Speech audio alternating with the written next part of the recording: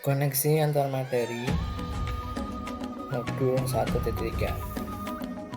Nama Dedi Adenutomo, calon guru penggerak angkatan 8 dari SDN Wirokomo 2. Tergerak, bergerak, menggerakkan. Tujuan pembelajaran yang dicapai yaitu dapat mengaitkan materi yang telah dipelajari dan materi lain yang relevan ke dalam rencana manajemen perubahan yang menerapkan paradigma dan model inquiry apresiatif. Inquiry apresiatif yaitu paradigma inquiry apresiatif sebagai pendekatan yang berfokus pada identifikasi, pengembangan, penguatan potensi individu. Meliputi identifikasi, yaitu mengajak peserta untuk merenung dan memahami pentingnya mengidentifikasi potensi diri. Yang kedua adalah menjelaskan bahwa potensi dari mencakup bakat, minat, keterampilan, dan kekuatan yang unik yang dimiliki oleh individu. Kemudian pengembangan, yaitu mendorong peserta untuk mengidentifikasi langkah konkret yang dapat mereka ambil untuk mengembangkan potensi diri mereka lebih lanjut. Penguatan yang ketiga yaitu penguatan, memulai upaya yang konsisten dan komitmen untuk mengembangkan diri menjadi individu yang dapat mencapai tingkat keunggulan pribadi sampai tujuan mereka dengan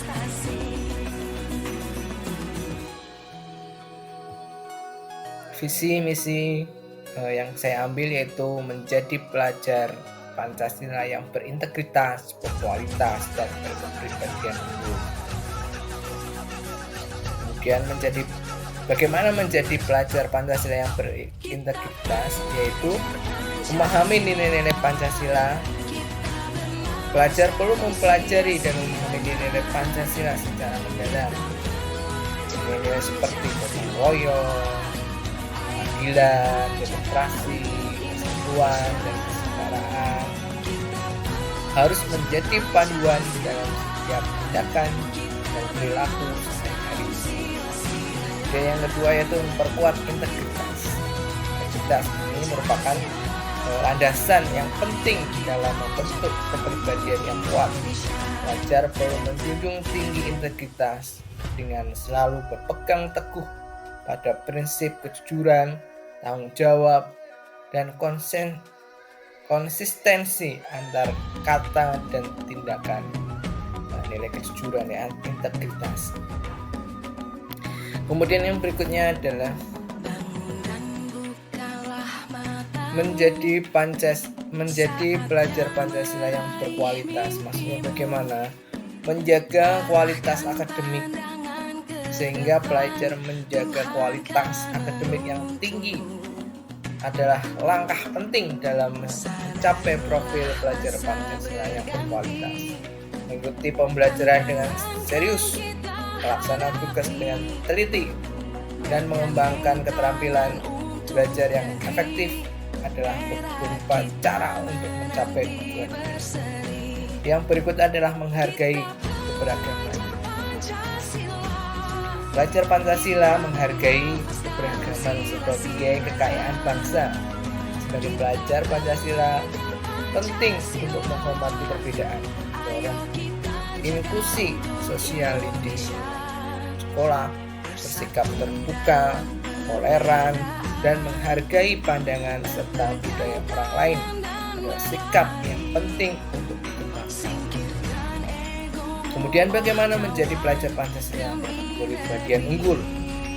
Yang perlu diperhatikan adalah menjadi kepribadian unggul, yaitu mengembangkan kepribadian yang melibatkan pengembangan aspek kepribadian seperti kemampuan komunikasi yang baik, kepercayaan diri, kepemimpinan, empati terhadap orang lain.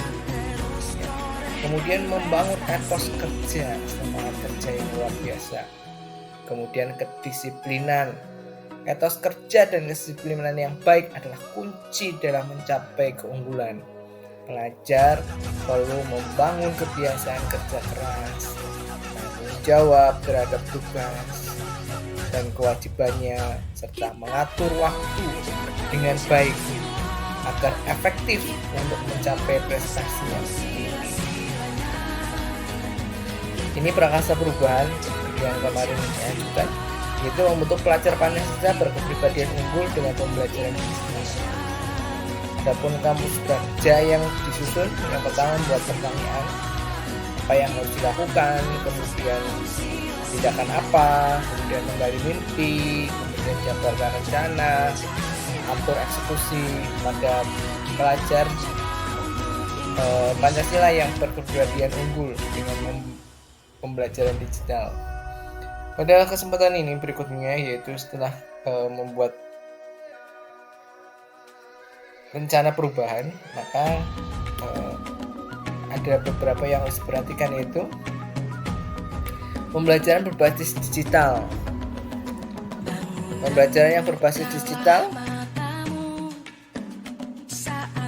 yaitu menentukan tujuan pembelajaran, identifikasi apa yang ingin dicapai dengan pembelajaran digital, tentukan tujuan yang ingin dicapai, kenali audiens.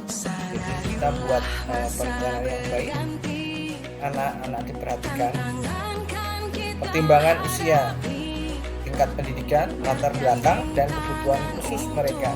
Nah, ini membantu Anda untuk menyusun materi yang sesuai dengan menarik bagi mereka. Pilih platform digital dan platform alat yang akan Anda untuk menyampaikan materi pembelajaran. Beberapa contoh, misalnya AMS, yang ada Google Classroom. Google sendiri, saya merencanakan menggunakan Google Classroom, kemudian Google Form, puisi, presentasi, YouTube, itu yang sudah saya lakukan.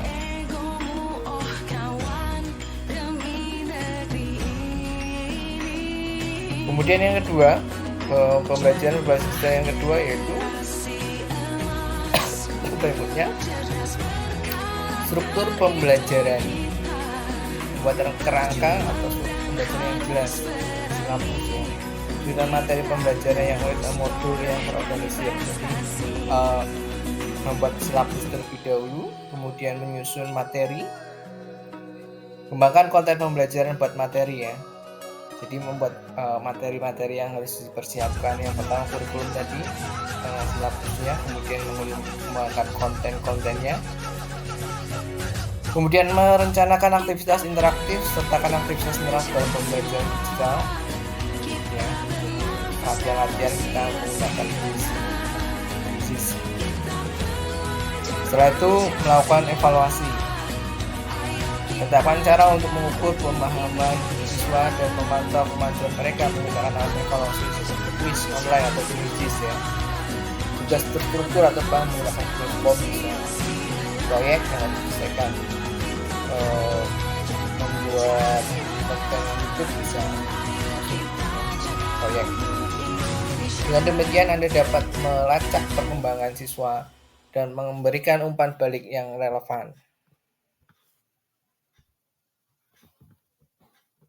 Pembelajaran berbasis digital yaitu pertimbangan aspek teknis. Pastikan pembelajaran digital yang Anda akses dan kompatibel dengan berbagai perangkat seperti komputer, laptop, tablet, dan ponsel cerdas. Pastikan juga platform atau alat yang digunakan dapat menangani jumlah peserta yang diharapkan. Ya, artinya nggak harus merancang, selain itu juga harus dicoba dulu sebelum pembelajaran secara luas, dicoba materi, fungsionalitas. Kemarin ketika pandemi saya juga sudah melaksanakan ini, cuma ada beberapa kendala dengan alat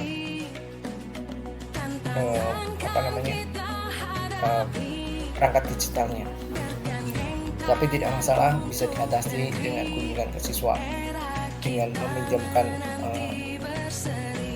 alat atau digital yang kita punya dari sekolahan. Kemudian evaluasi atau perbaikan berkelanjutan. Setelah meluncurkan pembelajaran digital, terus evaluasi dan perbaiki berdasarkan umpan balik siswa dan pengembangan pengguna hingga data statistik pengguna untuk mengidentifikasi area yang perlu ditingkatkan. Teruslah mengembangkan dan memperbarui materi pembelajaran Anda untuk menjaga relevansi kualitas. Demikian dari saya, koneksi antar materi, bergerak, tergerak, menggerakkan.